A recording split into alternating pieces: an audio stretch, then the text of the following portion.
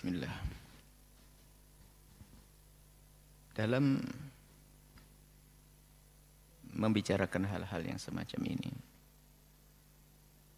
ada orang yang tulus di dalam melihat, ada mungkin orang yang mengambil sisi lain untuk kepentingannya.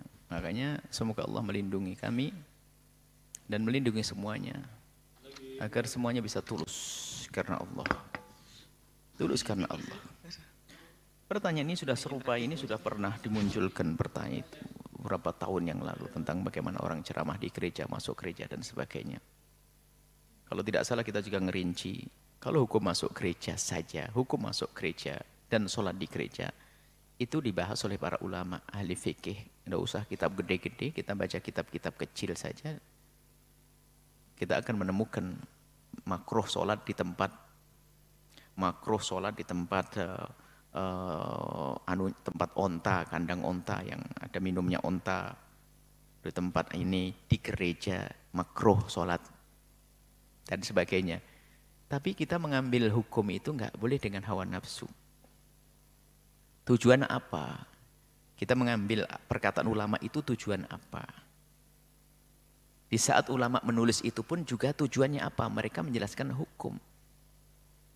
Tapi kalau sudah kita mengambil perkataan ulama, kemudian tujuannya adalah untuk hawa nafsu kita, kepentingan kita, biarpun benar jadi salah. Biarpun membawa Al-Quran. Maka apa yang pertama dan utama adalah yuk kita sama-sama. Kami perhatikan dalam masalah-masalah yang disampaikan ada 3 orang yang harus waspada. Ayo kita bareng-bareng selamat. Yang pertama yang masuk gereja. Yang kedua yang ngomentari yang masuk gereja. Yang ketiga yang punya kepentingan untuk YouTube-nya itu, untuk ini yang sering memotong sana, motong sini. Ini semua punya tanggung jawab di hadapan Allah. Harapan kami semuanya adalah masuk surga semuanya. Baik. Kalau masalah masuk gereja, misalnya ulama mengatakan bahwasanya masuk gereja, sholat gereja adalah makruh. Misalnya makruh. Ini kemakruhan begini, bagaimana sih maksudnya makruh? Ada hajat atau dalam keadaan normal dan sebagainya. Ya kita harus paham di sini. Kalau misalnya sebelum kita bicara tentang kejadian si fulan, saya pribadi. Tiba-tiba kok saya sholat jamaah sama santri di gereja. Atas dasar menemukan di kitab bahwasanya sholat di gereja hukumnya makruh. Kalau memang saya melakukan yang demikian, saya siap dihujat oleh manusia se-Indonesia. Ngapain? Aneh-aneh. Ngapain saya sholat ke gereja bawa santri? Maksudnya apa ini? Kan harus ada hikmah. Untuk apa saya sholat di gereja?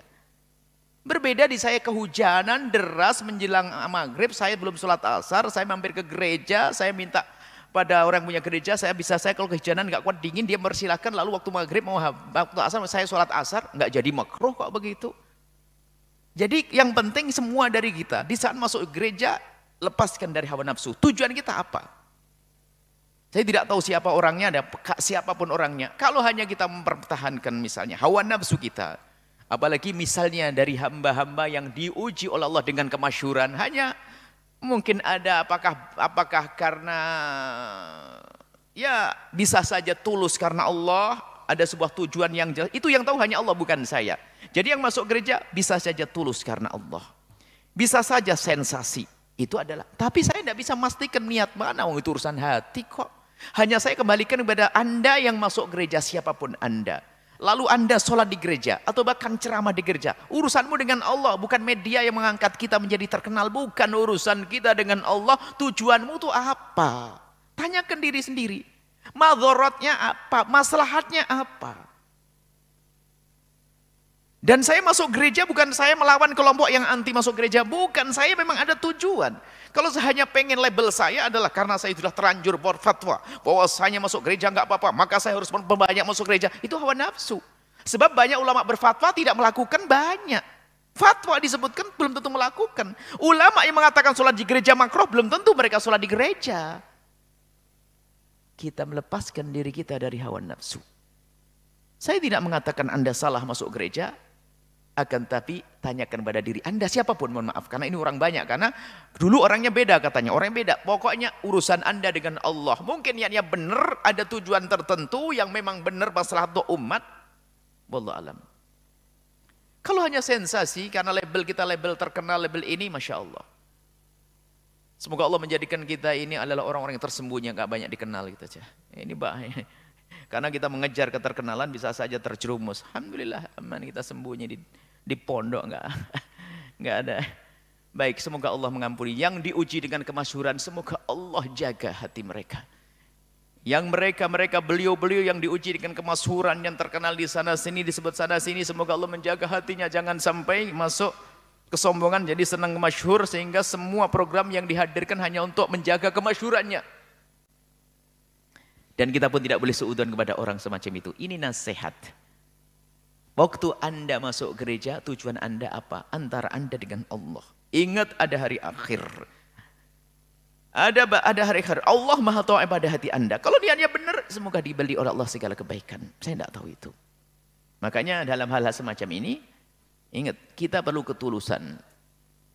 Yang berfatwa ulama yang mengatakan masuk gereja boleh, belum tentu mereka masuk gereja kok. Baik. Nah, kemudian ya, tujuan yang benar apa? Kalau tadi dikatakan untuk menceramah masalah sosial atau apa kebangsaan dan sebagainya, itu sama hukumnya, nggak ada masalah. Biarpun sholat juga aslinya pada dasarnya juga makro sholat gereja, cuman kalau tujuannya nggak benar, tujuannya hanya pengen, mohon maaf, hanya urusan ketenaran misalnya. Tapi ini bukan menuduh, jangan dikatakan menuduh. Kalau tujuan saya masuk gereja hanya pengen dilebut, wah saya sebagai ustadz yang beda, tampil beda, lain, terkenal, mungkin wah sensasi. Lah saya buruk, neraka ini. Tapi kalau saya punya maksud hajat yang benar-benar pribadi antara saya dengan tim di sana dan punya tujuan maslahatnya ada, ya nggak dosa di hadapan Allah. Dan ini saya kembalikan kepada Allah. Semoga yang masuk gereja juga niatnya benar. Kita tidak ingin ada orang beriman yang punya masa kebaikan lalu tidak diterima oleh Allah, enggak. Tapi tolong semuanya perlu kejujuran, ketulusan, itu yang akan diterima oleh Allah siapapun Anda. Satu. Yang kedua, yang biasa mengomentari orang-orang yang melakukan tindakan-tindakan seperti itu, kita jangan mudah terbawa oleh tim kita. Apalagi netizen, YouTuber yang lainnya, admin, semuanya untuk, wah ini lagi viral. Biasanya ada, walau kalau viral, kalau ngomong viral saya tidak mau komentar malahan. Ya ini lagi viral, oh enggak. Diam saja daripada kita jangan viral-viral, cari ada setan viral membahayakan. Jadi mungkin sebagai siapapun kalau ingin komentar tentang sesuatu, ini jangan hanya mengikuti omongan orang. Akan tapi kita pertimbangkan, kalau saya berkomentar nanti maslahatnya apa kira-kira? Kira-kira baik atau tidak? Kalau ternyata tidak baik, saya tunda komentar saya. Kalau bab nasihat, saya bisa nasihati secara khusus.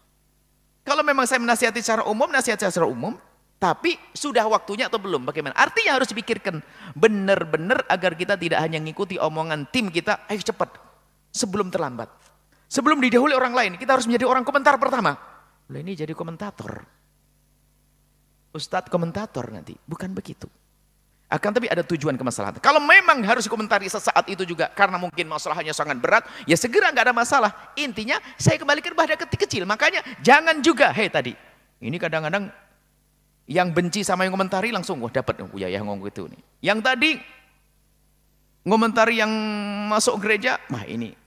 Akhirnya saya jadi musuh semuanya. Giliran sekarang, wah ini Bu Yahya itu ngantem yang komentar ya. Oh enggak, saya enggak ngantem yang komentar. Tadi ngantem yang masuk gereja. Wah ini. Saya enggak ada teman-teman di sini. Saya hanya ingin mengajak yang baik saja yang selamat. Urusan dengan Allah. Karena apa? Di masyarakat kejadiannya semacam itu, orang komentar karena begini. Orang komentar macam-macam. Maka bagi yang biasa mengomentari atau membuat reaksi kepada apa yang pernah disampaikan, dilakukan seorang tokoh masyhur misalnya, maka itu harus pertimbangkan betul. Pertama kita tahqiq permasalahannya, benar atau tidaknya, kemudian sejauh mana, mungkin itu adalah memang salah, tapi bisa saja dia tidak mengerti. Atau dia salah paham, anggap saja dia ustadz juga manusia bisa salah, masuk gereja mungkin karena ketidakmengertiannya, mungkin. Atau dia tidak mengerti hukumnya, atau mungkin dia niatnya yang lain, mungkin. Maka di saat saya ingin komentar, maka saya harus waspada dulu. Agar saya tidak mudah membuka mulut saya untuk komentar. Hanya nuruti ini, yang di kiri kanan saya ini. Ini bahaya sekali.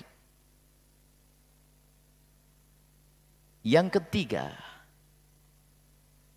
wahai hamba Allah yang merasa punya Tuhan Allah, ingat ada hukuman di akhirat. Jangan biasa motong omongan orang lalu Anda adu, Anda pengadu domba. Omongan saya bertahun-tahun yang lalu sebelum ada kejadian dihantamkan kadang-kadang. Buya yang komentari ini. Padahal omongan saya jauh lebih dulu, 4 tahun sebelumnya. Kadang dipotong yang sesuai diadu. Sehingga nanti ada yang potongan kita dipotong Buya Yahya menghantam orang masuk gereja. Waduh, saya jadi bosan. Satu lagi, Buya Yahya melibas habis orang yang komentari orang masuk gereja. Wah, habislah Buya. Masya Allah, innalillah. Wahai hamba Allah, amanat. Yuk cari juru damai. Kalau memang kebatilan, yuk kita katakan kebatilan. Tapi ada caranya bagaimana. Ini lebih penting daripada, ini penting kami serukan, 3 manusia ini hendaknya harus waspada. Yang pertama tadi ingat. Yang masuk gereja, yuk kita koreksi diri. Kalau memang sudah benar niatnya, pun seandainya benar niatnya, ke depan harus waspada, hati-hati. Bagaimana kita itu menjadi orang hebat, ngambil ikan tanpa harus keruh airnya. Jadi sukses, dakwah kemana-mana, tanpa harus ada yang gelisah. Tanpa harus ada yang gundah.